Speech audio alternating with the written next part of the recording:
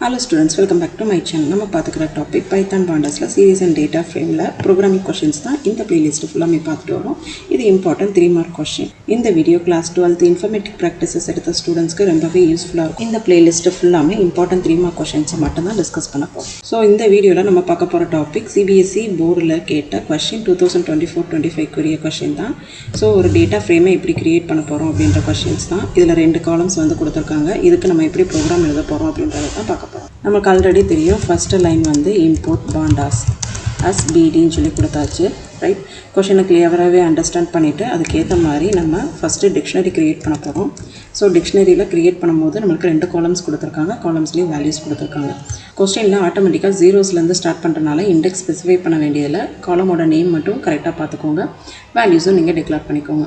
Already நம்மளுக்கு நல்லாவே தெரியும் ஃபஸ்ட் லைனில் இம்போர்ட் பாண்டாஸ் எஸ் பிடின்னு சொல்லி கொடுத்தாச்சு. ஸோ 2 காலம்ஸ் இருக்கனால காலமோட ஹெட்டர்ஸை வந்து நம்ம கீயாகவும் வேல்யூஸ் எல்லாமே லிஸ்ட்டுக்குள்ளே டிக்ளேர் பண்ணணும். ஸோ அதுக்கான மெத்தட் தான். ஸோ காலம்ஸ் எல்லாமே நான் வந்து கீயாக டிக்ளேர் பண்ணிவிட்டு கோலன் கொடுத்துட்டு வேல்யூஸ் எல்லாமே லிஸ்ட்டுக்குள்ளே ஸ்ட்ரிங்காக இருக்கனால டபுள் கோட்ஸ்குள்ளே டிக்ளேர் பண்ணிட்டோம்.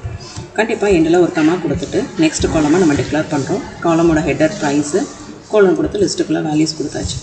ஆல்ரெடி நமக்கு தெரியும் டேட்டா ஃப்ரேமுக்கு ஒரு ஆப்ஜெக்ட் கிரியேட் பண்ணியாச்சு. ஈக்குவல் டு கொடுத்துட்டு அலைஸ் நேம் விடி டாட்டு கொடுத்துட்டு டேட்டா ஃப்ரேம் கொடுத்துட்டு உள்ளே வந்து நம்ம பாஸ் பண்ண போகிறது இந்த டிக்ஷனரியோட வேல்யூஸ். ஓகேவா? இங்கே இண்டெக்ஸ் 0லேருந்து ஆட்டோமேட்டிக்காக ஸ்டார்ட் ஆகிறனால நம்ம இண்டெக்ஸ் வந்து மென்ஷன் பண்ணலை, ரைட். டேரெக்டாக ப்ரிண்ட் பண்ணுறோம். ப்ரிண்ட் பண்ணிவிட்டு இப்போ எக்ஸிக்யூட் பண்ணி பார்த்தோம் அப்படின்னா நம்ம கொஷினில் கேட்டால் அதே ஃபார்மெட்டில் டேபிள் வந்து டிஸ்பிளே ஆகிடுச்சு. ஸோ இந்த 4 லைன் மட்டும் ப்ரோக்ராம் நீங்கள் ஈஸியாக எழுதுனீங்க அப்படின்னா உங்களுக்கு 3 மார்க் ஈஸியாகவே கிடைக்கும். நம்மளோட நெக்ஸ்ட் கொஷின் வந்து சீரீஸ் வந்து பாண்டாஸ் சீரீஸ் வந்து க்ரியேட் பண்ணுறது இதை விட ரொம்ப ஈஸியானது தான். நமக்கு 2 காலம்ஸ் தான் இருக்குது. அதே மாதிரி ஃபஸ்ட் லைனில் இம்போர்ட் பாண்டாஸ் அஸ் பிடின்னு சொல்லி கொடுத்துட்டு ஹெட்டர் வந்து இருக்காது, டேட்டாஸ் மட்டும் தான் இருக்கும். அப்போ இது டிக்ஷனரி ஃபார்மெட்லேயே க்ரியேட் பண்ணுங்கள், அதுதான் ஈஸியாக இருக்கும். ஸோ ஃபஸ்ட்டு வேல்யூஸை கீயாகவும் செகண்ட் காலம்ஸில் இருக்க வேல்யூஸாகவும் நம்ம டிக்ளேர் பண்ணி டிக்ஷனரி க்ரியேட் பண்ணணும். கமா போட்டுட்டு நெக்ஸ்ட்டு இது கீ இது வேல்யூ ஆகும். நெக்ஸ்ட் ஒன் கமா போட்டுட்டு கீ வேல்யூஸாகவும் நம்ம டிக்ளேர் பண்ண போகிறோம்.